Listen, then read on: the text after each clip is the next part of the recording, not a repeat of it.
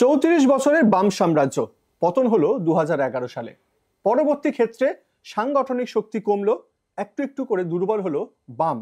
কিন্তু পরবর্তীকালে দেখা গেল 2021-এর বিধানসভা নির্বাচনে শূন্য হয়ে গেল বাম। তারপর থেকে এখনো পর্যন্ত উল্লেখযোগ্যভাবে ঘুরে দাঁড়াতে পারেনি। পাখির চোখ করা হয়েছে 2026-এর নির্বাচনকে, যার ভিত্তিতে গ্রাম স্তরে আবারও ফিরছে সিপিআইএম নেতৃত্ব। একসময় সিপিআইএম এর দাপুটে নেতা, বিধায়ক, মন্ত্রী রবীন দেব এই সময় আমাদের সঙ্গে রয়েছেন। রবীনবাবু, জজবা 24 বাংলায় আপনাকে স্বাগত।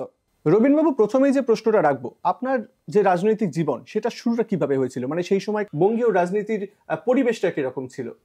দেখুন, আমি ছাত্রাবস্থা থেকেই রাজনীতির সাথে যুক্ত হয়েছি। সব অন্যায়, অবিচার এসবের বিরুদ্ধে আন্দোলন, তারপরে তখন এই গ্রাম্য যে সভাগুলি ছিল, বিশেষ করে ইউনিয়ন বোর্ড ইত্যাদি, এইসব নির্বাচনে যারা প্রতিনিধি, তারা মানুষের পক্ষে, যার মানুষের মঙ্গলের জন্য কাজ করে, তাদের পাশে জড়িয়ে আমি উদ্বুদ্ধ হয়েছি। পরে এই কলকাতায় সোমনাথ কলেজে 65 সালে অগাস্ট মাসে ভর্তি হওয়ার পর তখন রাজনৈতিক যে উত্তাল পরিবেশ চলছিল, ট্রামবাড়া বৃদ্ধির বিরুদ্ধে আন্দোলন, এইসব বন্দি মুক্তির দাবিতে আন্দোলন, এই আন্দোলনের প্র্যাকটিক্যালি আমি প্রত্যক্ষভাবে অংশগ্রহণ করতে শুরু করি। এবং 65-র সেই ছাত্র আন্দোলন, তারপরে গণ আন্দোলন, ওই আন্দোলনের মধ্য দিয়েই আমি রাজনৈতিক দিক থেকে, বিশেষ করে একদিকে বিপিএসএফ, বঙ্গীয় প্রাদেশিক ছাত্র ফেডারেশন, আরেকদিকে তারপর তার কাজের মধ্য দিয়ে আমি কমিউনিস্ট পার্টির কাজের সাথে যুক্ত হই। এবং এই প্রক্রিয়ার মধ্য দিয়ে 1970 সালে আমি সিপিআইএমের সদস্যপদ লাভ করি। ছাত্র আন্দোলন, তার মধ্যে আমি সোমনাথ কলেজে ছাত্র সংসদের প্রতিনিধিত্ব করেছি। সোমনাথ, এরপরে স্নাতক হওয়ার পর সোমনাথ আইন কলেজে আমি ভর্তি হয়ে আইন কলেজে যে ছাত্র সংসদ হয় তারও আমি সভাপতি ছিলাম। এবং একটা ঐতিহাসিক ঘটনা ঘটেছিল, যে যখন অনেকেই জানেন যে 1971 সালে যখন এই আমাদের দ্বিতীয় যুক্তফ্রন্ট পতন হলো, তারপর একটা সরকার হলো কয়েকদিনের জন্য, সেই সরকারটারও পতন হলো। এরপরেই হচ্ছে সেপ্টেম্বর মাসে কলকাতা বিশ্ববিদ্যালয়ের পরীক্ষার ফলাফল যাতে প্রকাশিত না হয় তার জন্য সেখানে রবীন্দ্রনাথের তৈলচিত্রটাকে ভেঙে দেওয়া হয়েছিল।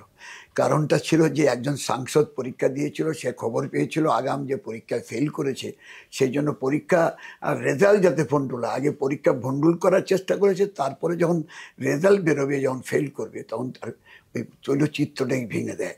ফলে এই যে পরিস্থিতির মধ্যে আমি সোমনাথ কলেজের ছাত্র সংসদের আইন কলেজের ছাত্র সংসদের সভাপতি থাকার কারণে ছাত্রদের এই পরীক্ষার রেজাল্ট না বেরোনো, তাদের একটা রোষ, সেটা আমার দিকে প্রবাহিত করার চেষ্টা হয়েছিল। কিন্তু পরবর্তীকালে যখন প্রকৃত অবস্থা ছাত্ররা বুঝতে পারলেন, ছাত্রছাত্রীরা, তখন যারা এই কাজ করেছে এবং সরকার, তার কলকাতা বিশ্ববিদ্যালয়, তাদের যে গাফিলতি, এইগুলি চিহ্নিত হয়। এইসবের মধ্য দিয়ে বলতে পারেন যে আমি একদিকে ছাত্র আন্দোলনের সাথে যুক্ত এবং ছাত্র আন্দোলনের সামনের সারিতে এসেছি, এরপরে যুব আন্দোলনের সামনে এসেছি। পার্টিতে আমি 70 সালে অন্তর্ভুক্ত হই সিপিআইএমে। কিন্তু বিষয়টা হচ্ছে, রাজনৈতিক যখন আপনি জীবনযাপন শুরু করলেন, রাজনীতি একেবারে মূল স্তরে আসা শুরু করলেন, বামপন্থী রাজনীতির প্রতি আপনার আকর্ষণ কবে থেকে এবং সেটা কিভাবে তৈরি হলো? তো বললাম যে অন্যায়, অবিচার, এই যে সকলের শিক্ষার দাবি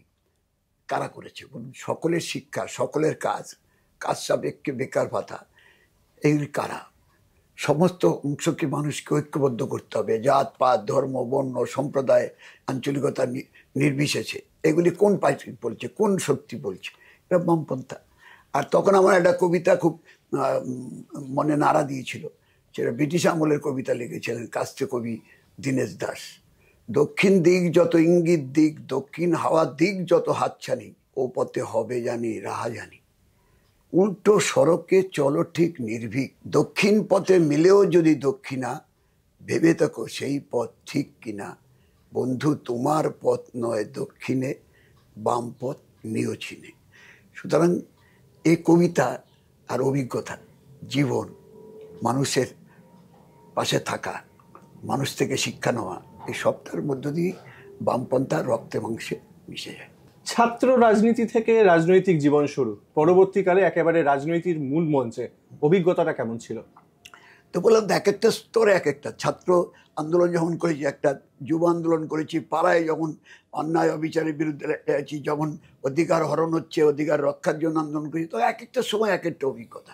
কিন্তু তখন সবসময় এটা পরিতৃপ্তি হচ্ছে অন্যায়টাকে রুখে দিতে পেরেছি কিনা, অন্যায় সম্পর্কে মানুষকে সচেতন করতে পেরেছে কিনা, অন্যায়ের বিরুদ্ধে মানুষকে সংঘবদ্ধ করতে পেরেছি কিনা, কতজনকে পারলাম।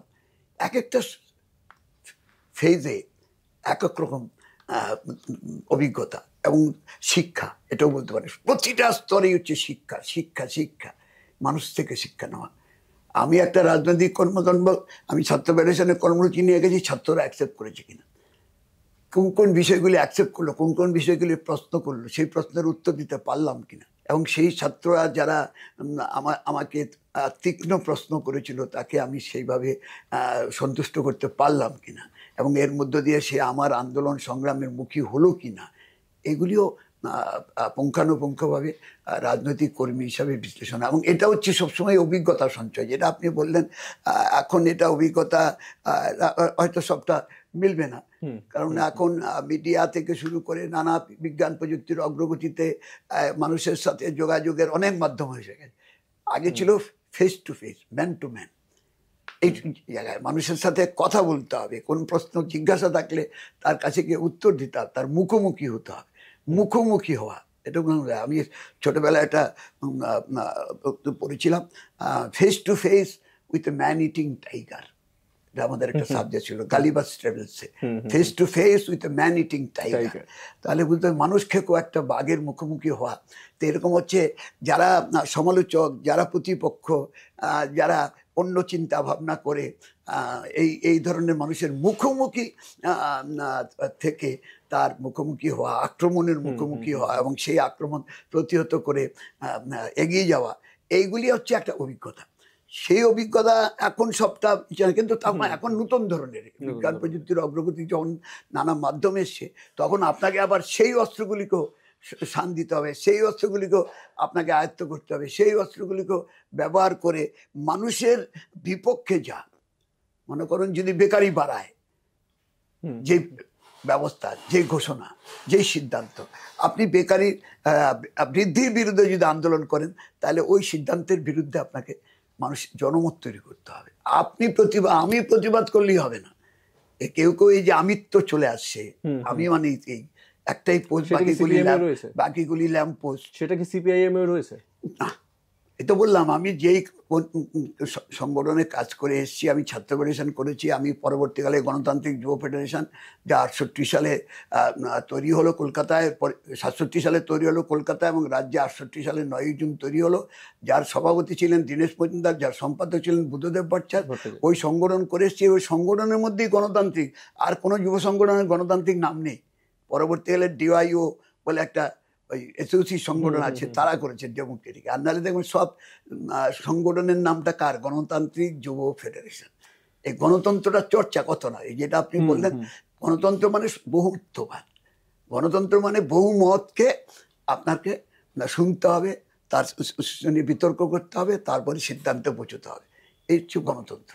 সুতরাং গণতন্ত্রের যে প্রক্রিয়া আপনি যেটা বললেন, আমি যে দলে এসছি, আমার কাজের অভিজ্ঞতা হচ্ছে ছাত্র ফেডারেশনে, যুব ফেডারেশনে, ট্রেড ইউনিয়নে। আমি ব্যাংক এমপ্লয়ি ছিলাম, ব্যাংক এমপ্লয়িজ ফেডারেশন করেছি।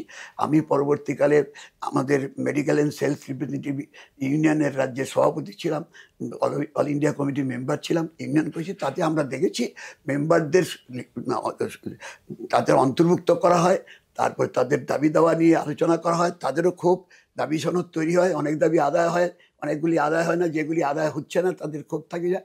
এই ক্ষোভ প্রশমিত করার জন্য যুক্তি, কেন হচ্ছে না এইটুকু হলাম, যেটুকু এগোলাম কি করে এগোলাম, সম্বন্ধ, যেগুলি পারলাম না কেন পারলাম না। তাহলে এই জায়গাটাকে আমাকে সবসময় হচ্ছে মানুষের সাথে মতামত বিনিময়ের মধ্য দিয়ে হয়। এইটা হচ্ছে যদি বলতে পারেন আমার রাজনৈতিক জীবনে সবচেয়ে বড় ঘটনা হচ্ছে, আমি যাদের একবারে সমস্ত, আমি ওপার বাংলাতেও ছিলাম, আমি ফাতেমা জিন্না, মৌলানা ভাসানী, মুজিবুর রহমান, আতাউর রহমান, ধীরেন দত্ত, না তাদের সাথেও মিলিত হওয়ার সুযোগ বেশ, পেয়েছি। আবার এখানে এসে এই জ্যোতি বসু, প্রমোদ দাশগুপ্ত, হরেকৃষ্ণ কুমার, শরৎ মানে মুখার্জি, দীর্ঘ একটা রাজনৈতিক জীবন। সুতরাং আমার রাজনৈতিক, এবং আপনি বলতে পারেন আমি গর্ব করে বলি আমি যে আমি রাজনৈতিক দল করেছি, এখনো করছি, একটা একই পার্টি একই আদর্শ নিয়ে আছি।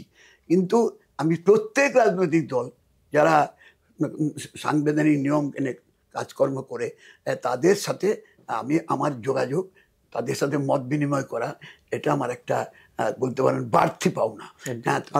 কারণ ভিন্ন মত থাকলেও তার মতটাও বুঝা, সে কি করে এগুলো, এটা হচ্ছে আমার আরেকটা কাজের ধারা। এটা অনেক পদ্ধতি থাকে। কেউ একেবারে বিরোধী মানেই হচ্ছে তাকে দুশ্মন মেনে দিল। আমরা হচ্ছে বিএসপি মানে তার সাথে আলোচনা করব, সে যেইটুকু। কিন্তু আপনি যে কথাটা বলছেন, এখনকার যে সামগ্রিক পশ্চিমবাংলার রাজনীতির যে চিত্র, সেই চিত্রটাকে কিভাবে দেখছেন? আমি বলছি এইটা আপনি যেটা জিজ্ঞাসা করলেন সেটা হচ্ছে আমি কিভাবে আয়ত্ত করেছি, কিভাবে আমি এগুলি এখনকার সময়টা হচ্ছে শুধু পশ্চিমবাংলাটাকে বিচ্ছিন্ন দেখবেন না। আমরা এটা অনেকেই বুঝি, আমরা যে আমি ছাত্র ফেডারেশন করেছি, ছাত্র ফেডারেশনের 3টে শত্রু চিহ্নিত ছিল, একটা সাম্রাজ্যবাদ, একটা একচিটিয়া পুঁজি, একটা সামন্তবাদ। যুব ফেডারেশনও তাই। তার বেকারির জন্য দায়ীকে অনেকে বলে ধর্ম, অনেকে বলে বর্ণ, অনেকে বলে আঞ্চলিকতা, এইসব কথা বলে। আমরা বলি এইটা না, আমরা বলি একটা ব্যবস্থা, একটা রাষ্ট্র কাঠামো। তারা তাদের নীতির ফলে, তাদের জনবিরোধী নীতির ফলে বেকারি সৃষ্টি হয়। সুতরাং বেকারিত্ব দূর করতে হলে সেই যে অশুভ রাজনীতি, এটাকে ফাইট করতে হবে। এটার বিরুদ্ধে মানুষকে সংঘবদ্ধ করবে, জাত পাত ধর্ম বর্ণ সম্প্রদায়ের ঊর্ধ্বে। এই যে মূল্যবৃদ্ধি হয়, মনে করুন এই এখনকার সময় বলছেন, এই কালকে মাননীয় প্রধানমন্ত্রী মন কি বাতে অনেক কথা বললেন। আচ্ছা, যেই কথাটা দিয়ে তিনি প্রধানমন্ত্রী হয়েছিলেন যে আমি মূল্যবৃদ্ধি রোধ করব, টাকার দাম ছিল 2014 সালে 43 পয়সা, এটা 13.5 পয়সা নেমে গেল। কি হলো? টাকার দাম কমা মানে কি? জিনিসের দাম বাড়া, মানুষের জীবনের দাম কমা। এটা বুঝলেন তো? টাকার দাম কমা মানে মানুষের জীবনের দাম কমা। এটা নিয়ে কথা বলছেন। এই যে এই যে এখন আলোচনা হচ্ছে, এই যে 22 এপ্রিল 25 জন 26 জনের প্রাণহানি হলো, এত বড় বর্বরতম ঘটনা, দুঃখ বেদনার পরিতাপের তো বেশি কিছু নেই। কিন্তু মানুষের তো মৃত্যু হচ্ছে, নানাভাবে হচ্ছে, বিপদে পরিচালিত করে হচ্ছে। এর ভিত্তিতে তো তাকায়। আমাদের যে কোভিড হলো, কোভিড হওয়ার পর প্রধানমন্ত্রী বললেন থালি বাজাও, মুখ্যমন্ত্রী বললেন রাস্তায় পেলে ঘর আঁকলে হয়ে যাবে, সমস্ত মুক্তি হয়ে যাবে। একজন বললেন গোমূত্র পান করো, করতে গিয়ে একজন মারাই গেলেন। তো এই যে পদ্ধতি করলে আমার 5,37,000 মানুষ রেকর্ডেড মারা গেছে, আর কত লোককে ভাসিয়ে দিয়েছে, এ তো এখনো গবেষণার বিষয়। কত গঙ্গায় কত ভেসে গেছে তার তো নেই। আমাদের রাজ্য 21,000-এর রেকর্ড আছে, বাকি তো রেকর্ড নেই। কারণ যখন মারা গেছে বলেছে আমারই রিলেটিভ মারা গেছে, তাকে বললো বডি দেবে না, বডি দেয়নি। আমার ভাইজির জামাই মারা গেছে, সাংবাদিক, আপনাদের সংবাদপত্র মানে চিত্র সাংবাদিক, হ্যাঁ, রনি রায়, সে মারা গেছে কোভিডে। বললো তাকে, তার দেহ আমাদের দিরোনা পুড়িয়ে দিল, কিন্তু যখন সার্টিফিকেট আনতে বললো না কোভিডে মারা যায়নি, হার্ট অ্যাটাকে মারা গেছে। কারণ ক্ষতিপূরণ দিতে হবে, রেকর্ডেড হবে।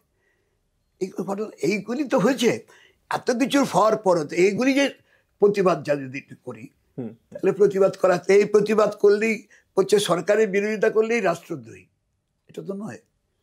দেশের সংবিধান আছে, সংবিধানে পরিষ্কার লেখা আছে প্রত্যেকটি নাগরিক তার মতামত ব্যক্ত করবে, নিজস্ব মতামত। সংবিধানে যা আছে, সংবিধানের মৌলিক স্তম্ভগুলিকে মান্যতা দেবে, ধর্মনিরপেক্ষতাকে মান্যতা দেবে, সমাজতন্ত্র গণতন্ত্রকে মান্যতা দেবে, এগুলি তো আছে। আর আপনি আরেকটা বুঝে রাখুন, এই রাজনৈতিক দল হিসেবে জিজ্ঞেস করছেন আজকাল এই সমস্ত ব্যাপার, আমাদের ভারতবর্ষের প্রত্যেকটি রাজনৈতিক দল এখন 6টা হচ্ছে সর্বভারতীয় দল, সবাই জানে না তো। 54টা হচ্ছে রাজ্যভিত্তিক দল, আর 1700-র বেশি হচ্ছে রেজিস্টার্ড দল। এতগুলি রাজনৈতিক দল আছে। তাহলে এই রাজনৈতিক দলগুলি যারা আছে তাদের তো সংবিধান মেনে চলতে হবে। আমাদের পার্টির কনস্টিটিউশন, তার কনস্টিটিউশনের মধ্যেও এটা লিপিবদ্ধ করা হয়েছে। প্রত্যেকটি party, national party, state party যারা স্বীকৃত, তাদেরকে ঘোষণা করতে হবে যে তারা ভারতবর্ষের সংবিধান, আমাদের পার্টির 22 নম্বর ধারা এক্সটেন্ড করে সেখানে সংবিধানের মধ্যে এরকম রাজনৈতিক দল, ভারতীয় জনতা পার্টি, জাতীয় কংগ্রেস, বিএসপি, এই সব যারা যারা আছে, এনসিপি, যাদের কনস্টিটিউশনে কিন্তু এটা লিপিবদ্ধ আছে। এই যে সংবিধান যখন বলি ধর্মনিরপেক্ষ, সংবিধান তো লিপিবদ্ধ আছে। আমার সরকারের সিদ্ধান্ত অনুসারে রাজনৈতিক দলের স্বীকৃতি পেলে, স্বীকৃতি তার পূর্ব শর্ত হচ্ছে এই ধারাটাকে মেনে চলতে হবে। তো এই ধারা যারা মেনে চলছে না, তারা তো একটা সত্যি, তারা দেখাচ্ছে দেশপ্রেমিক কারা, তারা শেখাচ্ছে দেশপ্রেমিক কারা, কারা ভারতবর্ষকে ঐক্যবদ্ধ রাখতে চায়, ভারতবর্ষের ঐক্য, সংহতি, সম্প্রীতি, আমাদের সার্বভৌমত্ব, এটা কারা রক্ষা করতে চায়, তারা যদি শেখায়, এটা প্রশ্ন হবে না। কিন্তু রবীন্দ্রবাবু, প্রশ্ন উঠছে যুব সমাজকে নিয়ে। নতুন প্রজন্মকে বাম রাজনৈতিক বা রাজনৈতিক মনোভাবাপন্ন করার ক্ষেত্রে কি কি পদক্ষেপ নেওয়া যেতে পারে বলে মনে করেন? বামপন্থীরাই তো যুব সমাজকে সংঘবদ্ধ করছে। অন্যায়ের বিরুদ্ধে অজানাকে জানা, অচেনাকে চেনা, সবাই তো ক্ষুদিরাম, প্রফুল্ল চাকি, বিনয় বাদল, দীনেশ, এই সব তরুণ বয়সেই ব্রিটিশ বিরোধী আন্দোলনে প্রাণ দিয়েছে। সমস্ত শক্তি, সব জাতপাত ধর্ম, আপনি যদি ক্ষুদিরাম, প্রফুল্ল চাকি, বিনয় বাদল, দীনেশ, মাতঙ্গিনী হাজরা, সিধু কানু, বিরসা মুন্ডা, সাবিত্রী, ইন্দ্রাণী থাপা, আসফাকুল্লাহ, যদি নামগুলি বলেন তখন তো সব ধর্মের, সব তারা তরুণ বয়সে তারা লড়াই করেছে, জীবন দিয়েছে, অনেকে জেল কেটেছে, অনেকে রাজনৈতিক ভাবে শারীরিকভাবে পঙ্গু হয়ে গেছে, লড়াই করেছে। তো এখনো তরুণতর অংশিত করছে। আচ্ছা, কাজের অধিকারের সাংবিধানিক স্বীকৃতি, এই যেটুকু আমরা আদায় করতে পারলাম, ভারতবর্ষের প্রথম কাজ সাপেক্ষে চালু করেছে কারা? বামপন্থীরা। EMS নামবুদ্দিবাদ 65 সালে সরকারে এসছে, তখন সে অধিকার, কাজের অধিকারের, শিক্ষার অধিকার, যার জন্য আজকে ভারতবর্ষে সবচেয়ে কেরালায় শিক্ষিতের হার বেশি। কেন? এর পেছনে কি? কয়েক মাসের জন্য, কয়েক বছর, 2 বছরের জন্য মন্ত্রী হয়েছিলেন, মুখ্যমন্ত্রী হয়েছিলেন EMS নামবুদ্দিবাদ প্রথম ভারতবর্ষকে পথ দেখালো যে এটা করা যায়। তার আগে ভূমি সংস্কারের পথ দেখেছিল, যেই কাশ্মীর নিয়ে এখন এত উত্তাপ হচ্ছে। এখন যিনি মুখ্যমন্ত্রী উমর আবদুল্লাহ, তার দাদু শেখ আবদুল্লাহ তো ভূমি সংস্কারের কথা শিখেছে। রাজারা, কর্ণ সিংদের পরিবার, তারা তো ভারতবর্ষের অন্তর্ভুক্ত হতে হয়নি, চায়নি, এটা তো এনেছে তারা। সেখানেই তো একটা সুস্থ ব্যবস্থা কায়েম করা, ধর্ম নিরপেক্ষতা, ভারতবর্ষের অধীনে থেকে, সংবিধানের মধ্যে থেকে কতগুলি বিশেষ অধিকার নিয়ে তারা পরিচালনা করতে চাইছিল। এই প্রশ্নগুলি তো আমি আলোচনা করতে, এইগুলিতে কারা সংঘবদ্ধ করেছে, প্রাণ দিয়েছে কারা?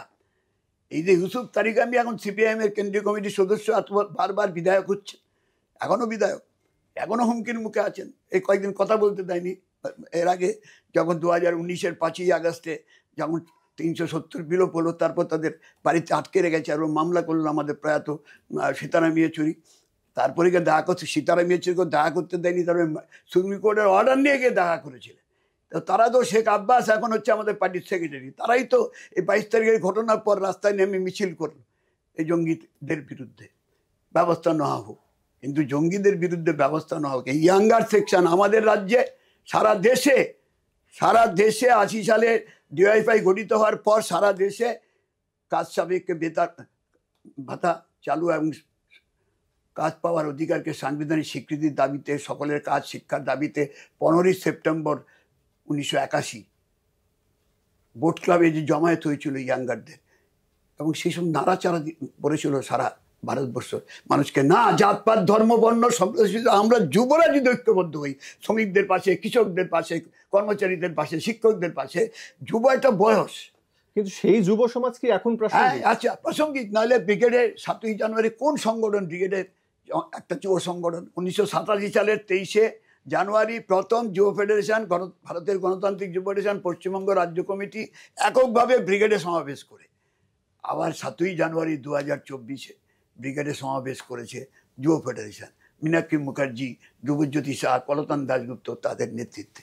তো যুবরা আপনি দেখেন না কোন সংগঠন, তারা পুলিশের সাহায্যে, সরকারের সাহায্যে, গুন্ডা সাহায্যে, হুমকি দিয়ে, মিথ্যা মামলা দিয়ে এই তো 28শে মার্চ বেকারি বিরোধী দিবস পালন করতে গেছে, তার উপর হামলা হয়েছে মীনাক্ষী মুখার্জিদের। কিভাবে করেছে আপনারা মিডিয়া দেখেন? তাহলে আপনি যুবরা সামিল হচ্ছে না? কোথায় হচ্ছে? যুবরা আছে আমাদের রাজ্যে, আমাদের দেশে, কেরালায় বলুন, পাঞ্জাবে বলুন, আমাদের তেলেঙ্গানায় বলুন, অন্ধ্রে বলুন, তামিলনাড়ুতে বলুন, ত্রিপুরায় বলুন, যুবরা তো যুবরাই তো শুনে। এটা বয়স একটা, এইটা বলবেন, এই বয়সটাকে অস্বীকার করতে পারে না কখনো। তারুণ্যটাকে, তারুণ্য হচ্ছে তারা তখন যদি আপনি শত্রুমুক্ত চিনিয়ে দিন সঠিকভাবে, তারুণ্য বিপথে পরিচালিত হয়। হিটলার বিপথে পরিচালিত করেছে, ব্ল্যাক শার্ট ব্রাউন শার্টকে হিটলার মুসলিনি। আবার লেনিন স্টালিন তারা ইয়াঙ্গার জেনারেশনকে মানুষের পক্ষে ব্যবহার করেছে। হোচিমিন মানুষের পক্ষে ব্যবহার করেছে, মাও জেতুং মানুষের পক্ষে ব্যবহার করেছে। আমাদের দেশও বামপন্থীরা মানুষের পক্ষে ব্যবহার হচ্ছে। এম.এস. নাম্বদিবাদ মানুষের পক্ষে, নৃপেন চক্রবর্তী, মানিক সরকার মানুষের পক্ষে বলেছে, জ্যোতি বসু, বুদ্ধদেব ভট্টাচার্য মানুষের পক্ষে জড়ো করেছে। তো তারা রাস্তায়, তারা কাজের দাবিতে হয়েছে, তারা শালবনীতে জমায়েত করেছে কারখানার জন্য। কারখানা হলে কি শুধু একজনের জন্য হবে? সকলের জন্য। এই যে 12 ক্লাস পর্যন্ত ফ্রি হলো, কারা করেছে? স্বাধীনতা তো হয়েছে 47 সালে, 50 সালে তো সংবিধান, 52 থেকে তো নির্বাচন, 52 নির্বাচন হলো, 57 নির্বাচন হলো, 62 নির্বাচন হলো, হয়নি তো। 67-তে যুক্তফ্রন্ট হওয়ার কয়েক মাস তখন থেকে সব উদ্যোগ হয়। আর 77 সালে এসে প্রথম অষ্টম, তারপরে দশম, তারপরে দ্বাদশ শ্রেণী। সংবিধানে তো নির্দেশাত্মক নীতিতে লেখা ছিল 45 নম্বর ধারায় যে 14 বছর পর্যন্ত ছেলে মেয়েদের অবৈতনিক শিক্ষা চালু করতে হবে 10 বছরের মধ্যে। 50-এর সংবিধান 60-এ করতে হবে, 60-এ হয়নি, 70 হয়নি, 77-এর 21শে জুনের আগে হয়নি। কেন? এই কেন যদি প্রশ্ন করুন, তার বিরুদ্ধে বলবে এরা হচ্ছে দেশদ্রোহী, এরা হচ্ছে বিদেশি মতবাদ নিয়ে চলে। আরে এই যে আপনি আলো দেখাচ্ছেন, আলো কে আবিষ্কার করেছে? আমি রেডিওতে খবর শুনলাম একটু আগে, এই রেডিও কে আবিষ্কার করেছে? মার্কনি কে? ভারতীয়। জর্জ স্টিভেনসন কে? ভারতীয়। প্লেন যে রাইট ভাতৃত্ব আবিষ্কার করেছে, ভারতীয়। জোসিয়া ওয়েজউড কি ভারতীয়? রাবার আবিষ্কার করেছে কে? কেন? চার্লস গুডিয়ার কেন লেখা থাকে? আমি যখন ওই কলেজে ভর্তি হই তখন বাসের সামনে দাঁড়িয়েছিলাম, তখন আমার দাদা আমাকে নিয়ে যাচ্ছে, আমার ভাইপো আছে সাথে, জিজ্ঞাসা করছে ওখানে লেখা আছে, ওই টায়ারের মধ্যে লেখা আছে গুডিয়ার। তো গুড মর্নিং বলে আমি বললাম, দাদাকে জিজ্ঞেস করলাম, দাদা এইখানে বাসের টায়ারে কেন গুডিয়ার লেখা আছে? ওখানে গুড মর্নিং, সুপ্রভাত।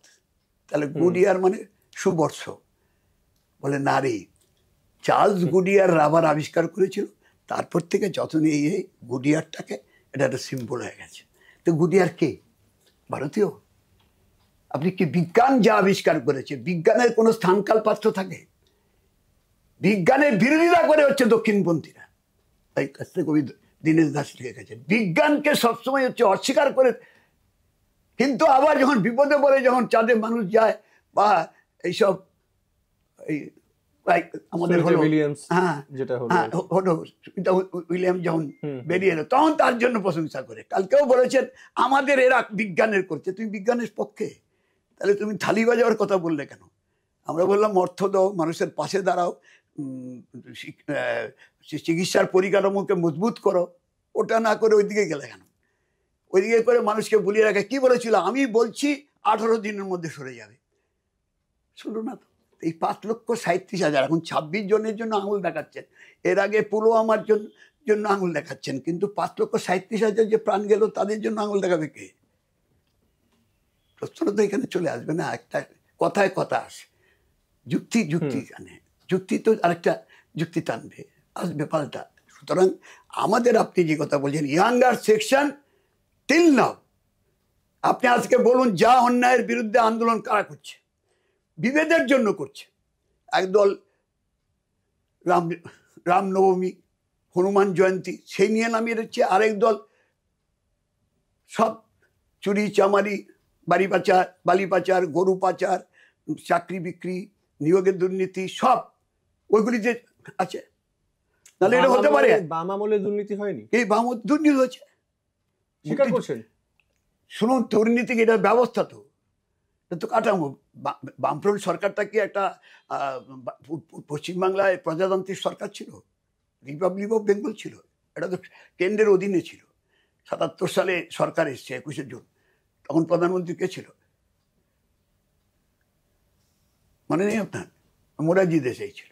মোরারজি দেশাই কি বামপন্থী ছিলেন? কথা তো বুঝতে হবে। তখন তারা একটা নীতি নিয়েছে, তার অধীনে। সংবিধানটা কার হাতে? এই দেশের সংবিধান রচনা করে আমাদের অর্থনীতির স্তম্ভগুলি কারা নিয়ন্ত্রণ করে? আপনি আপনি ট্যাক্স বসাতে পারবেন মানুষের উপর? ওটা কেন্দ্র বসাতে হবে। কেন্দ্র বসালে তার ভাগ আপনি পাবেন চড়ে চড়ে। এখন জিএসটির ভাগে বেশি। জিএসটি আমাদের লড়াই, কেন্দ্র রাজ্য সম্পর্ক আন্দোলন করতে করতে জিএসটি হলো। অসীম দাশগুপ্ত তো তার প্রথম প্রবক্তা ছিলেন। সেই ভাগ এখন পায়, আগে তো পেত না। এই লড়তে লড়তে কেন্দ্র রাজ্য সম্পর্ক তার পুনর্বিন্যাস করতে হবে। জ্যোতি বসু লড়াই করেছেন, কনক্লেভ করেছেন, তার জন্য কত সমালোচনা হয়েছে। শেষ পর্যন্ত সরকারিয়া কমিশন হয়েছে। কমিশনের সুপারিশে রাজ্য এই যে অর্থ কমিশন তারা বৈঠক হয়, সব তো বামপন্থী আন্দোলনের ফসল। অবৈতনিক শিক্ষা বামপন্থী আন্দোলন। বেকারদের কাজের প্রশ্ন, সরকারের দায়িত্ব আছে, বামপন্থীদের সৃষ্টি। সবই তো। মাস্টারদের, শিক্ষকদের পে প্যাকেট কারা করেছে বলুন? আগে মাস্টাররা মায়না করতো, সব তো ম্যানেজিং কমিটির উপর নির্ভর করত। একসাথে মায়না পেত, পে প্যাকেট ছিল। হিসাব করুন না। এটা যারা এখন বলে এরা যে কত পার্সেন্ট শিক্ষার সাক্ষরতার হার ছিল। বামফ্রন্ট এগুলিকে সকলের জন্য শিক্ষা এই নীতিটাকে কার্য করেছে। যার জন্য এখানে টোটো থেকে আরম্ভ করে সমস্ত অংশের মানুষ, একবারে পিছিয়ে পড়া অংশ পর্যন্ত মাধ্যমিকে, রাজিবুল ইসলাম মাধ্যমিকে প্রথম হয়েছে। সে কি জানেন রাজিবুল ইসলাম মাধ্যমিকে প্রথম হয়েছিল? সে হচ্ছে একটা সোনারপুরে কৃষকের ছেলে, খেজুতমলের ছেলে। সে গিয়ে পড়তে পড়তে শেষ পর্যন্ত আমাদের হলদিয়া স্কুলে গিয়ে ভর্তি হলো। ওখান থেকে পরীক্ষা দিল, মাধ্যমিকে প্রথম হলো। এই গরিবতর অংশেরও, গরিব থেকে গরিবতর অংশ, পিছিয়ে পড়া পশ্চাৎপদ জায়গায় যারা পশ্চাতে রয়েছে তাদের সামনে আনা রবীন্দ্রনাথের কথা তারা এনেছে। কেরালায় বামপন্থী, ত্রিপুরায় বামপন্থীরা এখানে, এবং এইগুলিকেই অনুসরণ করেছে। সবাই এসে বলতো, সুন্দরলাল পাটুয়া এসে জ্যোতি বসুকে মিট করতো, আপনি এতদিন ধরে কি করে আছেন? বলে আমি এই নীতি গ্রহণ করছি বলে। তখন বললো যে লাল হটাও দেশ বাঁচাও বলে স্লোগান দিচ্ছে, আর আপনি আপনার নামে সুন্দরলাল, আপনার নেতার নাম লালকৃষ্ণ আদবানি, তো আপনারা এইগুলি কিভাবে স্লোগান দিচ্ছেন? এইসব দিতে হয়, দিচ্ছি, কিন্তু আপনার কাছ থেকে শিখতে এসেছি কি করে আপনি এতদিন আছেন। কিন্তু এত কিছুর পরেও অনেকে মনে করে যে বাম সাম্রাজ্য পতনের জন্য অন্যতম মূল দায়ী জনসংযোগ। আপনি কি মনে করেন? আর যদি সেটা না হয়ে থাকে তাহলে 11 সালে বাম সরকার পতন হলো কেন? 11 সালে বাম সরকার পতন হলো দেশি বিদেশি সমস্ত স্বার্থবাদীদের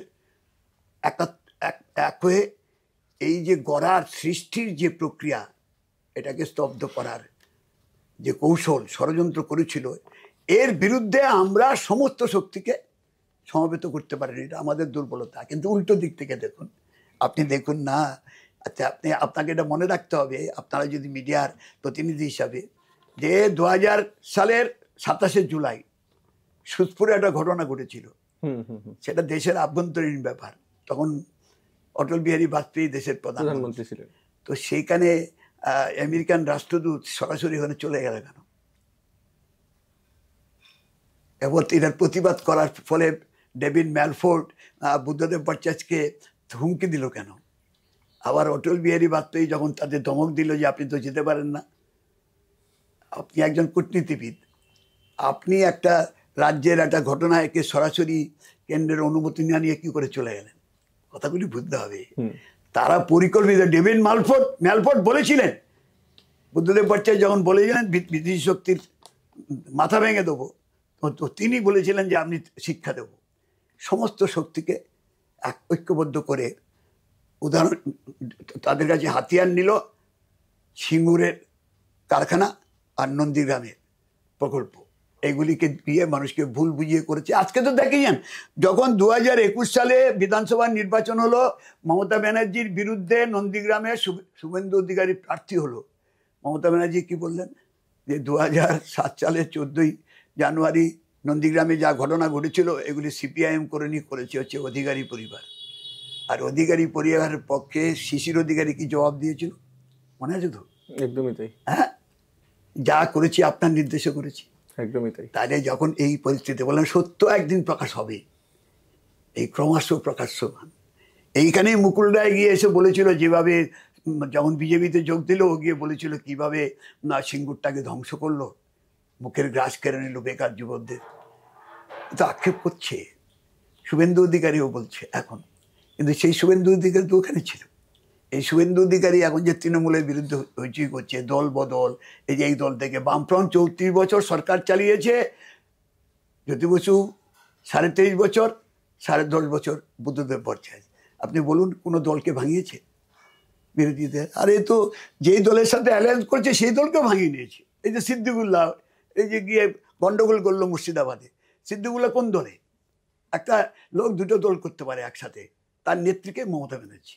ও তৃণমূলের প্রার্থী হিসেবে প্রথমে মঙ্গলকোট থেকে, এখন মন্তেশ্বর থেকে তৃণমূলের সিম্বল নিয়ে জিতেছে গাছ ফুলে। ও বলে আমি হচ্ছে জামাতে উলামা হিন্দের প্রেসিডেন্ট। দুটো একসাথে হয় কি করে? ওখানে গেল মন্ত্রী, রাজ্যের গ্রন্থাগার মন্ত্রী, তিনি গেলেন, পুলিশকে নিষ্ক্রিয় করে রাখলেন। হামলা হলো, হরগোবিন্দ দাস, চন্দন দাস, আরেকজন মারা গেল। এর দায় কে নেবে? কিন্তু বিজেপি আর তৃণমূলের যে আধিপত্য এই মুহূর্তে, শাসক এবং বিরোধী দল, সেখানে বামফ্রন্ট তো কোথাও নেই। সেক্ষেত্রে আধিপত্য কোথায়? এগুলি মানুষকে বারবার জানাবেন। একটা সত্যি কথাও বারবার বলতে হবে, মিথ্যা বারবার বলে মানুষের মনে গেঁথে দেয়। সত্যিটা বারবার বললে মানুষ মিথ্যার বিরুদ্ধে সত্যিটাকে প্রতিষ্ঠিত করার জন্য উদ্দীপ্ত হয়। 1996 সালের 29শে মার্চ এই যে তৃণমূল যার নাম বললেন, সেই দলটার উৎপত্তি হয়েছিল টিএমসি। সেই দলটার নাম ছিল তামিল মানিলা কংগ্রেস। জি.কে. মুপান্নর ছিলেন তার নেতা, পি চিদম্বরম ছিলেন তার সহযোগী। কামরাজের রাজ্য সেই তামিলনাড়ু। সেই তামিলনাড়ুতে কংগ্রেসকে নিঃশেষ করার জন্য আরএসএস সিদ্ধান্ত নিল যে, আরএসএস প্রথম কাকে তৈরি করেছে? হিন্দু মহাসভা, হলো না। তারপরে কাকে তৈরি করলো? জনসংঘ, হলো না। তারপরে জনতা পার্টিতে মিশে গেছে। দেখুন, একটা পার্টি এত কথা বলে তো, নিজের দলের নামটা মুছে দিয়ে জনতা পার্টিতে ঢুকে গেল। এবার জনতা পার্টির সাথে বিরোধী হলো, বেরিয়ে এসে 80 সালের 6ই এপ্রিল তৈরি করলো ভারতীয় জনতা পার্টি। কিন্তু সংগঠনটা হচ্ছে আরএসএস, তার 100 বছর চলছে, ঠিক আছে তো? তাহলে এই আরএসএস তারা অনেক পরীক্ষা নিয়ে গেছে, হিন্দু মহাসভা দিয়ে পারলো না, তারপরে জনসংঘ দিয়ে হলো না, জনতা পার্টিতে হলো না, এখন ভারতীয় জনতা পার্টি এ দিয়েও হচ্ছে না। তখন কংগ্রেসকে ভাঙতে হবে। এবার করলো টিএমসি। টিএমসি মানে তামিল মানিলা কংগ্রেস। তো ওখানে তামিল মানিলা কংগ্রেস হলো 29শে মার্চ 1996, আর আমাদের রাজ্যে 1 জানুয়ারি 1998। এই নাম টিএমসি। কিন্তু ওরা একই নাম নিয়েছে। নাগপুর থেকে তো বলে দিয়েছে তুমি টিএমসি করতে হবে, না তোমাকে আমরা সাহায্য করব না। তো টিএমসি করেছে, কিন্তু ওখানে টিএমসি মানে 3টে আলাদা শব্দ, আর এখানে টিএমসি মানে তৃণমূল কংগ্রেস নাম দিল, মমতার নাম দিল তৃণমূল। তৃণমূল কি আলাদা শব্দ? সব না না, আমি সব বুঝলেন না, এটা বুঝে নিন। তৃণমূল কি আলাদা শব্দ? না, একদমই না। তাহলে তৃণমূল যদি একটা যুক্তাক্ষর হয়, এটাকে আলাদা নাম হলো কেন? তাহলে আপনি আপনার দলের নাম দুটো করছেন। ওই যে আমি যে বললাম যে সিদ্দিকুল্লাহ একসাথে দুটো দল করছে, আপনি রাজ্যে করছেন টিএমসি, আর অল ইন্ডিয়া নাম দিচ্ছেন AITC, all India Trinamool Congress. হ্যাঁ, তাহলে আপনি একটা শব্দকে, বাংলার শব্দটা তৃণমূল শব্দটাকে বিভাজন করলেন কেন? তাহলে আপনি যাচ্ছে ধর্মের নামে বিভাজন, যেটা বিজেপি করছে, বর্ণের নামে বিভাজন, আঞ্চলিকতার নামে, প্রাদেশিকতার নামে বিভাজন, এই বিভাজন তো আপনার দলের জন্মলগ্ন থেকেই আছে। তাহলে আপনি বিজেপি আর তৃণমূল পার্থক্য করে দুটো একই জায়গায়। এখন মানুষকে কয়েকদিনের জন্য বলেছে বামফ্রন্টের বিরুদ্ধে রাগ, ক্ষোভ, প্রচার যন্ত্র, সব বামপন্থীরা সমস্ত সাফল্যের কথা মানুষেরা যে বোঝাতে পারেনি, আর এরা সমস্ত শক্তি যাবে, ওরা ডান বাম, অতি ডান অতি বাম সব একটা হয়ে উৎখাত করেছে। তারপর দেখেছেন সবাই আত্মজিজ্ঞাসা করে, আত্মবিশ্লেষণ করে তারা বলেছে এটা ঠিক হয়নি। তারা আবার ঘুরে ঘুরে আছে, দেখবেন অনেক দল, আমি নাম বলছি না, তারা একবার এদিক, তারা একবার এদিক, একবার ওদিক করছে, কিন্তু আমরা এক জায়গায় দাঁড়িয়ে আছি। আমি রাজনীতি, আপনি আমায় জিজ্ঞেস করেছেন 70 সালে যেই পার্টিতে আছি, নাম লিখিয়েছি, 2025 আছি। আপনি দেখেন না কয়জন আছে, বিজেপি আর তৃণমূল এই রাজ্যে কে কখন কোন দলে আছে আপনি দেখানো হয়। রাজীব ব্যানার্জি, ওকে কয়েকদিন আগে একটা পোস্ট দিল, সরকারি টাকায়, জনগণের টাকায় মাইনা দিয়ে। কোন দল? 2021 আগে অমিত শাহ নিয়ে গেল, নিয়ে উত্তরীয় পরিয়ে একেবারে চার্টার বিমানে নিয়ে গিয়ে উত্তরীয় পরিয়ে বিজেপিতে জয়েন করালো। ও দমজোরে প্রতিদ্বন্দ্বিতা করলো, হেরে গেল। হারিয়ে যাওয়ার পরে মমতা বন্দ্যোপাধ্যায়ের ছবি নিয়ে। হ্যাঁ, আর মমতা ব্যানার্জি ওকে বলল যে ও যখন বনমন্ত্রী ছিল ওকে দুর্নীতি করেছে। আর ও জবাব দিল, আমি যদি এখন মুখ খুলি তাহলে সমুদ্র উথাল পাথাল হয়ে যাবে। মমতা ব্যানার্জি চুপ করে গেল। তারপর সেই লোকটাই যখন হেরে গিয়ে ত্রিপুরায় গিয়ে অভিষেক ব্যানার্জি ওকে উত্তরীয় পরিয়ে বিজেপিতে তৃণমূলে জয়েন করালো। সেই লোকটা এখন তাহলে এই রাজীব ব্যানার্জি এই গত 5 বছর 6 বছরের মধ্যে তৃণমূল, বিজেপি, আবার তৃণমূল, রাজনীতি। মুকুল রায়, অর্জুন সিং, আমি নাম কত নাম বলবো, কে কখন কোন দলে থাকছে কেউ বলতে পারবে? সুতরাং বামপন্থীদের কাছে হচ্ছে এই রাজনীতি করছে বলে 11 সাল থেকে, আপনি যে কথাটা বললেন 11 সাল থেকে শূন্য, আপনার এটাও বলে রাখি, শূন্য 1972 সালে হয়েছিল। আচ্ছা, 1972 সালে যে জালিয়াতি নির্বাচন, আমরা নির্বাচনের করার পর সেখানে 14 জন আমাদের ইলেক্টেড হয়েছিল, দীনেশ মজুমদার থেকে রেজ্জাক মোল্লা পর্যন্ত, যার মৃত্যু হয়েছে। এই রেজ্জাক মোল্লা ও 1972 সালে ভাঙ্গর কেন্দ্র থেকে নির্বাচিত হয়েছিল, এবং দীনেশ মজুমদার তিনি নির্বাচিত হয়েছিলেন যাদবপুর কেন্দ্র থেকে। সেই 14 জন এই জালিয়াতি নির্বাচন বলে তারা বিধানসভায় যায়নি। তো 72 থেকে 77 সাল পর্যন্ত কিন্তু সিপিআইএম বিধানসভায় শূন্য ছিল। ওই যে বললাম, নৈতিকতা, আদর্শ, মানুষের প্রতি দায়বদ্ধতা, এবং যেটাকে আমি বলেছি জোচ্চুর বিধানসভা সেখানে যায়নি।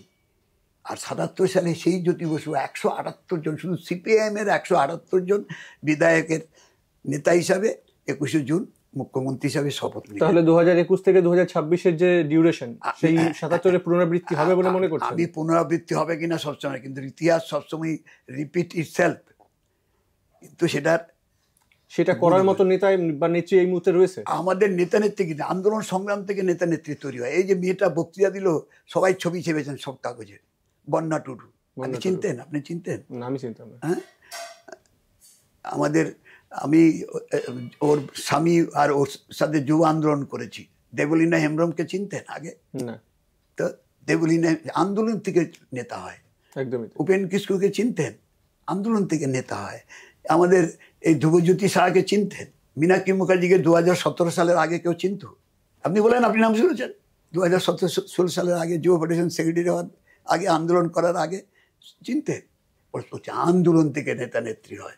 যখন মমতা ব্যানার্জির বিরুদ্ধে দাঁড়ালো 21 সালে, তখন এক ক্যামেরা, সবসময় আপনারা টেলিভিশন, একটা ছিল নরেন্দ্র মোদী, তারপরে দ্বিতীয় অমিত শাহ, তৃতীয় মমতা ব্যানার্জি, চতুর্থ হচ্ছে মিডিয়াতে প্রচার পায় মীনাক্ষী মুখার্জি।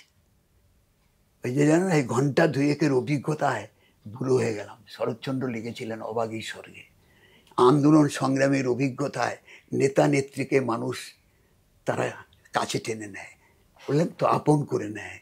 এই আন্দোলনের নেতা, আন্দোলন থেকে কে ট্রেড ইউনিয়ন আন্দোলন করলো, এই যে অনাদি সাহু ব্রিগেডে সমাবেশ করে দেখালো যে সে এখন সবাই শ্রমিকরা, সেই একেবারে রিক্সা শ্রমিক থেকে অটো শ্রমিক থেকে সবাই, এবং সংগঠিত অসংগঠিত সবাই বলে ট্রেড ইউনিয়ন এরা সব পারে, ক্ষেতমজুর পারে। কিন্তু ভোট দিতে দিচ্ছে না, সেটা বলবেন না কেন? ভোটের পর রেজাল্ট পাল্টাচ্ছে বলছেন না কেন? প্রার্থী পশ্চিমবাংলায় নেই, তাকে মিনাখায় পঞ্চায়েতের নির্বাচনের ভিডিও সার্টিফিকেট দিয়ে দিচ্ছে, সে তখন আরব দুনিয়ায় বাস করছে। তারপরে যখন আদালতের রায় নিয়ে গেছে তখন নির্বাচন বাতিল হচ্ছে, কিন্তু ওই ভিডিও এখনো বহাল তবিয়তে আছে। বাম আমলে হতো না? কোথায় হয়েছে বলুন না, একটা দেখান না। আরে এতগুলো একটা শিক্ষা দপ্তর, সবাই জেলে আছে, কেউ জেলে আছে, কেউ বেলে আছে, আর কেউ অপেক্ষা করছে ডাক এলো বলে। এটা বাম আমলে আছে, দেখেন না। না, বাম আমলে আবার বলুন না, ভোটটা তো পরিচালনা করে ECI, election commission of India. আপনি তো ইলেকশন কমিশনের ইন্ডিয়ার আপনাকে স্টেটমেন্ট দেখিয়ে দেবো। 77-এর পর 82, 82-র পর 87, 87-র পর 91, 91-র পর 96, 96-র পর 2001, 2001-এর পর 2006, 2006, 11 পর্যন্ত যে বামফ্রন্টের আমলে নির্বাচন হয়েছে, তখন ইলেকশন কমিশন কি স্টেটমেন্ট দিয়েছিল? তাহলে আপনাকে রিগিং দেব বলা হতো কেন? এইটাই তো প্রশ্ন। রিগিং দেব বলা হতো, তারপরে তারা বলতেন না রিগিং, কোনো প্রশ্ন নেই। মামলা করেছিল কল্যাণজ্যোতি সেনগুপ্ত, মামলার রায় দিয়ে বলে দিয়েছিলেন এই নির্বাচন বৈধ। তো আপনি মামলার রায় মানবেন না, অপপ্রচার করবেন, তাহলে মামলার রায়ের পরও আপনি কি করে রিগিং বললেন? আপনি তো ভারতের সংবিধান মানেন। ওরা তো প্রতিষ্ঠিত হয়ে গেছে। আমার বিরুদ্ধে লড়াই করেছিল দিব্যেন্দু বিশ্বাস। দিব্যেন্দু বিশ্বাসও পরে আর বলেনি, কি করে বলবে? ও তো আমার সাথে দেখতো। ওই যে দিব্যেন্দু বিশ্বাসের ইলেকশনে দিন কে ছিল জানেন, যার তখন জেল কাটছে, রতন ছেলে। আমার কার বিরুদ্ধে লড়তে হয়েছে জানেন? তার নাম মানিক বর্ষা। আমার বিরুদ্ধে যে মামলা করেছিল সে মামলাকারী হচ্ছে মানিক বর্ষা। তো মানিক বর্ষা কিরকম যন্ত্র আপনি বুঝে নিন। তারপরও আমরা মাথা ঠান্ডা করে কাজ করেছি, এই অপবাদ নিয়ে কাজ করেছি। শুনুন, লড়াই করলে, রাজনীতি করলে আপনাকে দুটো দিকই শুনতে হবে, প্রশংসাও শুনতে হবে, তিরস্কারও শুনতে হবে। আগামী 5 বছর বামপন্থী আপনি রাজনীতি, এটা বললেন না, এই পয়েন্টটা আপনাকে ক্লিয়ার রাখুন। আপনি আমাকে বললেন তো, এটা কুণাল ঘোষ বলে আপনি বললেন আজকে, এটা আপনার বলাটা ঠিক হয়েছে কিনা একটু ভেবে রাখবেন। একটা কথা যেটা সমাধান হয়ে গেছে সেটাকে তোলা। কল্যাণজ্যোতি সেনগুপ্তর রায় জ্যোতিবাবু বলেছেন আমাকে, তুমি তো 2 বার জিতে। যেদিন বিধানসভার রেজাল্ট বেরোলো তার 3 দিন আগে ওই কোর্টের রায়টা বেরোলো। আরে রবীন্দ্র আসো, তোমাকে কংগ্রেচুলেশন। বলে কেন? বলে তুমি আজকে বিধানসভায় জিতলে, আবার কোর্টের রায়ও তুমি জিতলে, তোমার বিরুদ্ধে যে অপবাদ ছিল সেদিকে মুক্ত হলে। এটা এই এই জায়গা তুলে আমি অপবাদও শুনেছি, আবার প্রশংসাও শুনেছি, জয়ের মুখ দেখেছেন। হ্যাঁ, জয়ের মুখ দেখেছি। সুতরাং জয় পরাজয় এগুলি অঙ্গ, এইগুলি পরাজয় মানেই সব শেষ নয়, আর জয় মানেই সব পার্মানেন্ট নয়। হাসিম আব্দুল হালিম আমাদের যিনি এমপি চিফ অ্যাসেম্বলির যে অধ্যক্ষ ছিলেন, তিনি বলতেন যে দেখো এই যে এটা হচ্ছে টেম্পোরারি, তো জেতাটা হচ্ছে টেম্পোরারি, আর হেরে গেলে প্রাক্তনটা হচ্ছে পার্মানেন্ট। তাহলে আপনার মতে আগামী 5 বছর বামপন্থী রাজনীতির ভবিষ্যৎ, বামপন্থী রাজনীতি এগোবেই।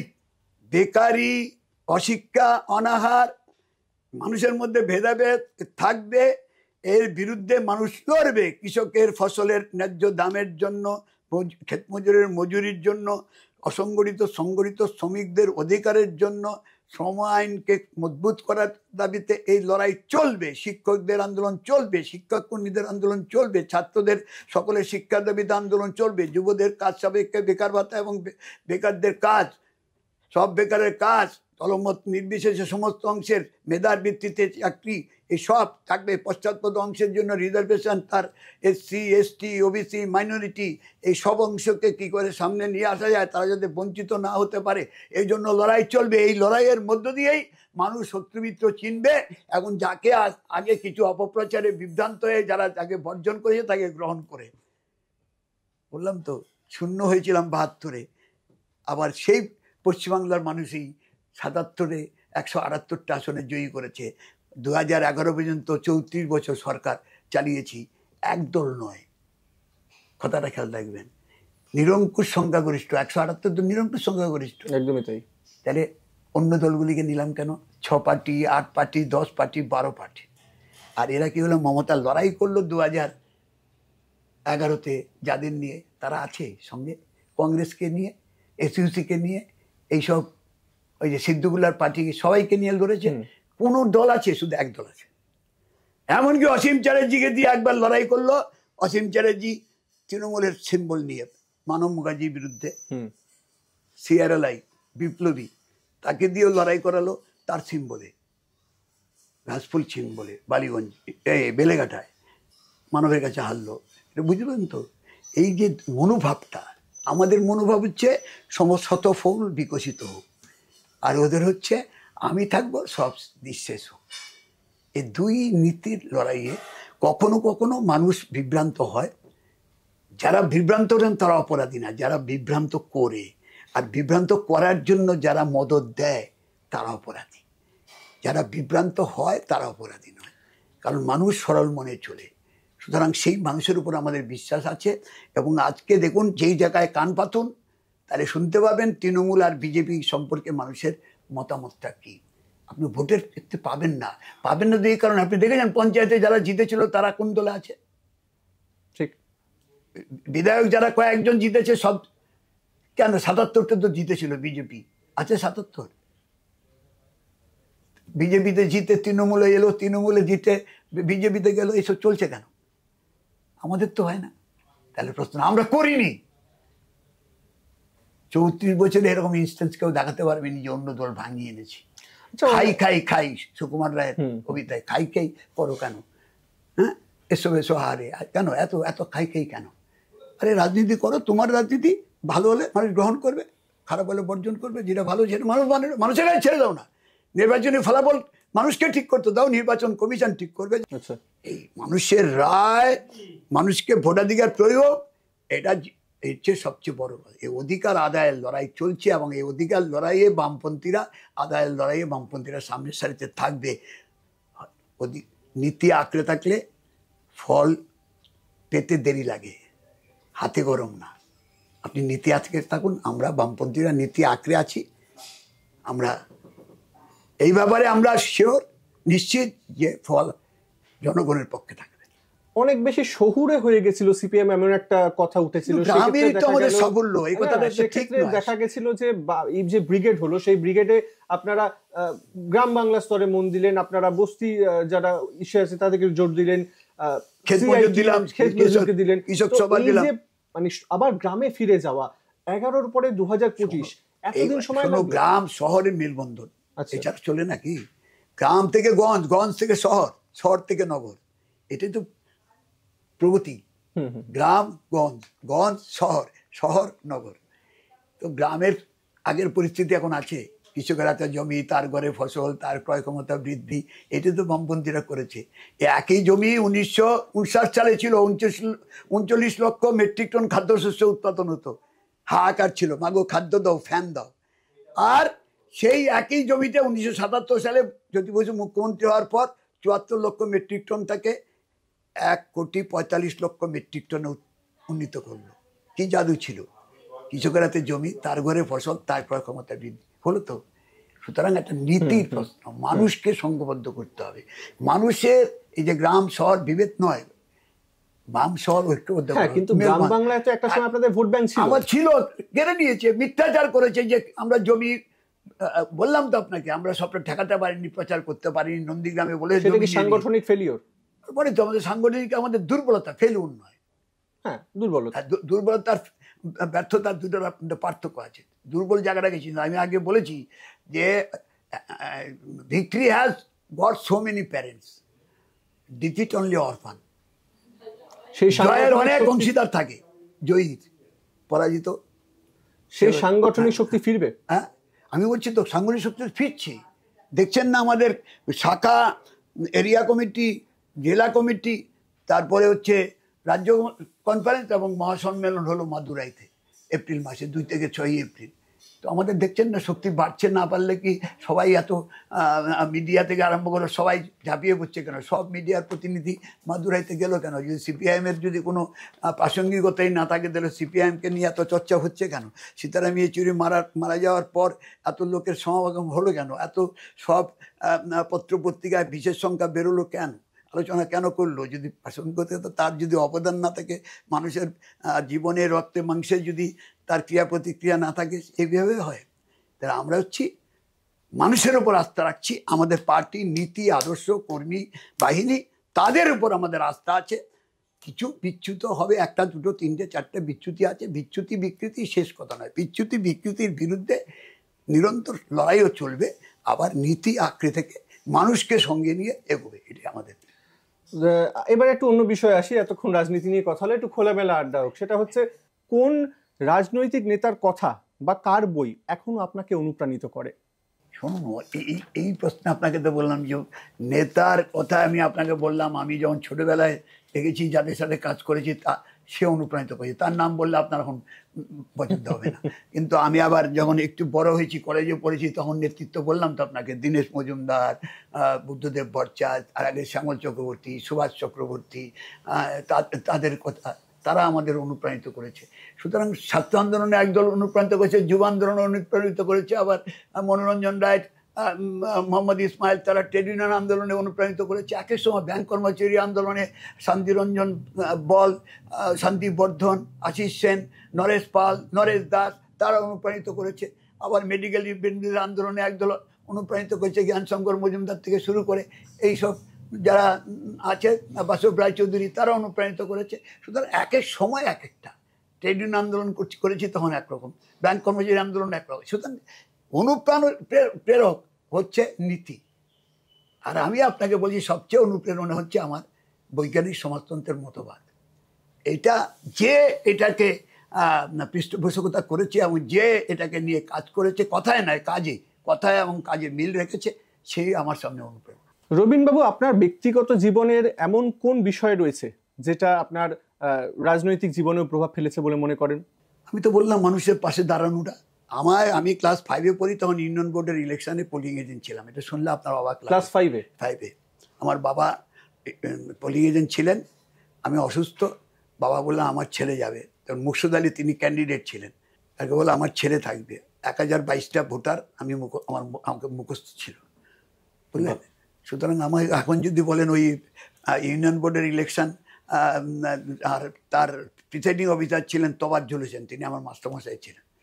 তিনি ভোট করার পর আমার হাফ প্যান্ট পরা ছিল, আমাকে কাঁধে নিয়ে বেরিয়েছিলেন। বলে তুমি কি করে এগুলি মুখস্থ করলে? আমি বললাম বাবা শিখিয়েছেন, আমি শিখেছি। আমার নিজস্ব এই উদ্যোগটাকে পাইয়েছেন। আবার জমির মাপে তঞ্চকতা করেছিল, সেটাকেও আমি ফেস করে আটকেছি। যখন মাটি মাপতো না, মাটি কাটা, গ্রামে জানেন তো মাটি কাটাটা, কিউবিক ফিট মাথা ও সাক্ষী রাখতে হয়, এই যে দৈর্ঘ্য, প্রস্থ আর উচ্চতা, এই উচ্চতাটায়। তখন আমি ঘাস দিয়ে ঘাস কাটতাম, ওই আমাকে পাহারা দাঁড় করে রেখেছিল। আর ওই ইউনিয়ন বোর্ড থেকে আমাকে দিয়ে জমি মাপিয়ে সেই মাপের ভিত্তিতে যিনি সরকারি ছিলেন সে কন্ট্রাক্টরের পক্ষে ছিল, ঠিকাদারের পক্ষে ছিল, পরে তারটা বাতিল করে আমার পক্ষে করেছে। মানুষের পক্ষে দাঁড়ালে সঠিক নীতিতে, যেটা আপনি বললেন, নীতি নৈতিকতা আদর্শটাকে যদি আপনি আঁকড়ে থাকেন, সবসময় আপনি স্বীকৃতি পাবেন না, আঁকড়ে পাবেন। তো আমি ছোটবেলা থেকে এইগুলি পেয়ে পেয়ে পেয়ে পেয়ে, ওই যে বললাম ক্লাস 5, তারপরে ক্লাস 6, তারপরে 7, তারপরে 10 ডাকাত ধরলাম, পুরস্কার পেলাম। 1 বছর স্কুলে মাস্টারি করলাম, তারপরে এলাম, তারপরে এই কলেজ এইসব করে, আইন কলেজ এইসব করে, কিন্তু আইন পরীক্ষা দিতে পারিনি। আইন কলেজে বেআইনি কাজের বিরুদ্ধে লড়াই করেছি, আমি আইনবিদ হতে পারিনি। হ্যাঁ, এটা আমার একটা আক্ষেপ আছে। কিন্তু সেটা কেন হয়নি সব জানে। ফলে আপনার একটু আগে আপনি বলছিলেন রিগিং বলে, ফলে আমি লড়াই করে দেখিয়ে দিয়েছি যে আইনকে প্রতিষ্ঠিত করা যায়। ফলে এই প্রশ্নে আমি কমিউনিস্ট পার্টি অফ ইন্ডিয়া মার্কসিস্টে যোগ দেওয়ার পর আমার সব এই বিদ্যা, বুদ্ধি, চিন্তা, চেতনা, এটা বিকশিত হওয়ার সমস্ত সুযোগ আমি পেয়েছি। এটা হচ্ছে আমার জীবনের সবচেয়ে প্রাপ্তি। রাজনীতির বাইরে অবসর সময় কি পছন্দ করেন? বই, খেলাধুলা, বই পড়া, যা সাংস্কৃতিক অনুষ্ঠান, সব কিছু। আমি এখনো খেলা দেখলেই, ক্রিকেট, IPL হোক, যাই হোক, ক্রিকেট দেখবো, ফুটবল দেখবো। আমি খেলার নিজের মাঠেও, আমি খেলার মাঠে সবসময় অংশগ্রহণকারী। যদিও ভালো প্লেয়ার নই আমি, কিন্তু আমি অংশগ্রহণকারীটাই ভালো। আপনি অংশগ্রহণ করতে হবে, পার্টিসিপেটরি ডেমোক্রেসি। তেমনি হচ্ছে পার্টিসিপেশনের মধ্যে দিক, সংখ্যা থেকে গুণ বাড়ে, যত সংখ্যা বাড়বে তত গুণ বাড়বে। একজনের মধ্যে একজন, দুজনের মধ্যে একজন, আর 2 লক্ষের মধ্যে একজন, 2 কোটির মধ্যে একজন, এটা বোঝা রাখার। আজকে যারা তরুণ সাংবাদিক বা তরুণ প্রজন্ম, তাদের উদ্দেশ্যে কি বার্তা দেবেন? আপনি তথ্যভিত্তিক সাংবাদিকতা করুন। প্রত্যেক সাংবাদিক তার যা তথ্য থেকে সত্যে পৌঁছুক, এটাই চাইব। তার নিজস্বতা নিয়ে কোথাও বিকিয়ে দেবেন না। মেরুদণ্ড সোজা রাখুন, শির দ্বারা সোজা রাখুন। আপনার মানুষ, দেশ, সমাজ উপকৃত হবে। একদমই তাই। আপনার মতে সমাজ পরিবর্তনের জন্য গুরুত্বপূর্ণ অংশ কি বা কি হতে পারে? সমাজতন্ত্র বুঝবে সবচেয়ে আদর্শ, নিষ্ঠা, নীতি, নৈতিকতা, এইগুলি, এবং মানুষকে ভালোবাসা, বিশেষ করে প্রান্তিক মানুষকে, তাকে কাছে টানা, বুকে টেনে নেওয়া। শ্রমিক, কৃষক, ক্ষেতমজুর, এক গরিব থেকে গরিবতর অংশ, তাদের দুঃখ সুখের সাথী হওয়া, এটার কোনো বিকল্প নেই। সমস্ত কিছুর ঊর্ধ্বে মানুষকে মানুষ হিসাবে গণ্য করা, জাতপাত, ধর্ম, বর্ণ এইসবের ভিত্তিতে না। সমস্ত মানুষকে, সব বেকারের কাজ, সবার শিক্ষা, সবার বাসস্থান, সবার চিকিৎসা, অকাল মৃত্যুর হাত থেকে, সকলের জন্য গণতন্ত্র। আলোচনার একেবারে শেষ পর্যায়ে চলে এসেছি। একটা শেষ প্রশ্ন আপনাকে করতে চাই। মমতা বন্দ্যোপাধ্যায়কে পরাজিত করবার জন্য কোনো ফেস কি CPIM এই মুহূর্তে রয়েছে? যখন আমি তো বললাম গতবার আমরা ফেস দিয়েছিলাম, ওখানে বুঝিনি, কিন্তু মানুষের ভোট প্রকৃত রায় প্রতিফলিত হয়নি। মীনাক্ষী মুখার্জি তো মমতা ব্যানার্জি তো দাঁড়িয়েছিল, এখন প্রচারে তো দাগ কেটেছিল কিন্তু ফলে দাগ কাটেনি। সেটা কেন? আবার 2004 সালে মমতা ব্যানার্জির বিরুদ্ধে লোকসভায় আমি লড়েছিলাম, আপনি জানেন কিনা জানি না, দক্ষিণ কলকাতা কেন্দ্রে। উনি আগে 2.5 লক্ষ ভোটে জিতেছিলেন, সেবার 98,000-এ জিতলেন। কিন্তু উনি জিততে গিয়ে একটা আসনই জিতেছিলেন, সবগুলি আসন হারিয়েছিলেন, কারণ ওর সব এমএলএকে আমার বিরুদ্ধে এনে দাঁড় করিয়ে দিয়েছিল। যার সেই রঞ্জিত পাজা আমাকে ভোটে হারার পর আমাকে সকালবেলা ফোন করলেন, মশাই আপনি দাঁড়াতে গেলেন কেন, আপনি তো হারলেন, আমাদের হারলেন কেন? বললেন সৌগত রায় কেঁদে দিয়েছিল যে আপনি না দাঁড়ালে, কারণ ওনার সব এমএলএ তখন এই যে ডেপুটি স্পিকার হয়েছিল মহিলা, যিনি পরে আবার বিজেপিতে যোগ দিলেন, সে ছিল সাতগাছিয়ার এমএলএ, সে চলে এসেছিল মমতা বাজির কেন্দ্রে। সমস্ত এমএলএরা 46 জন এমএলএর বিরুদ্ধে আমি লড়েছি, অথচ 7 জন এমএলএ দিয়ে একটা 7টা কনস্টিটিউন্সি, অ্যাসেম্বলি কনস্টিটিউন্সি দিয়ে একটা সংসদের ক্যান্ডিডেট হয়, পার্লামেন্ট কনস্টিটিউন্সি হয়। তাহলে এতজন আসতে হলো কেন? তাহলে প্রশ্ন হচ্ছে মমতা ব্যানার্জির পক্ষে ও সমস্ত শক্তিকে জড়ো করে, আর এখন তো বুঝতেই পারছেন তা সত্ত্বেও লড়েছে। ওর বিরুদ্ধে আমাদের নন্দিনী মুখার্জি লড়েছে, আমাদের কস্তর লড়েছে অনেকেই। লড়াই তো লড়াই হবে। 2016 সালে তো ওর অবস্থা কাহিল হয়ে গেছিল। 2014 সালে লোকসভা নির্বাচনে তথাগত রায় ওর কনস্টিটিউয়েন্সিতে জেতেনি, আমি তো বালিগঞ্জের কনস্টিটিউয়েন্সিতে ওকে হারিয়েছিলাম 2004। বালিগঞ্জ কনস্টিটিউশনের কথাই যখন বললেন, এখন যদি কনস্টিটিউশন না কনস্টিটিউয়েন্সি, হ্যাঁ কনস্টিটিউয়েন্সি, যদি এখন মমতা বন্দ্যোপাধ্যায় আপনাকে ধরুন বললো, এটা মানে বলছি আর কি কথার কথা, যে রবীন বাবু আপনি চলে আসুন তৃণমূলের টিকিট, আপনাকে বালিগঞ্জে দাঁড় করাচ্ছি, দাঁড়াবেন? এই তো করলে তো আমরা তো এই ধরনের কথা বলার ও দুঃসাহস হবে না আমাকে বলার। আর এই প্রশ্নে আমরা এটা জানে সে সিপিআইএম কি, এবং সিপিআইএমে যারা নীতি আদর্শগত নিয়ে লড়াই করছে তাদের কাছে বিজেপি তৃণমূল এই দুই শক্তির বিরুদ্ধে লড়াইটাই হচ্ছে রক্তে মাংসে মিশে আছে। সুতরাং এইসব প্রলোভন দিয়ে একে দিয়ে ওকে দিয়ে এইসব কথা বলার দুঃসাহসই হবে না। আর এটা করলে বলবো এটা আমাদের, এই কথা বললে মানুষ না না তার প্রতি করুণা করবে, এইটুকু বলতে পারি। অনেক ধন্যবাদ রবীন বাবু। আমাদের সঙ্গে ছিলেন বরিষ্ঠ নেতা রবীন দেব। তার সঙ্গে কথা বলে একাধিক গুরুত্বপূর্ণ তথ্য উঠে এলো। বামেদের ঘুরে দাঁড়ানো কিভাবে সম্ভব, বা 2011 সাল থেকে 2025 পর্যন্ত এই যে শহর কেন্দ্রিক বাম যে তকমাটা ছিল সেটা কাটানোর জন্যে গ্রাম স্তরে ফিরে গিয়ে ব্রিগেড আয়োজন করা, এবং উঠে এলো 77-এর উদাহরণ। সেই 77-এর উদাহরণ টেনে কি 2021 থেকে 26-এর মধ্যে আবারও ঘুরে দাঁড়াতে পারবে বাম, নাকি শূন্যের গেরোয় আটকে থাকবে, সেটা সময় বলবে। যদিও ঘুরে দাঁড়াতে আত্মবিশ্বাসী রবীন দেব। জজবা 24 বাংলার জন্য শঙ্করদীপ মুখোপাধ্যায়, কলকাতা।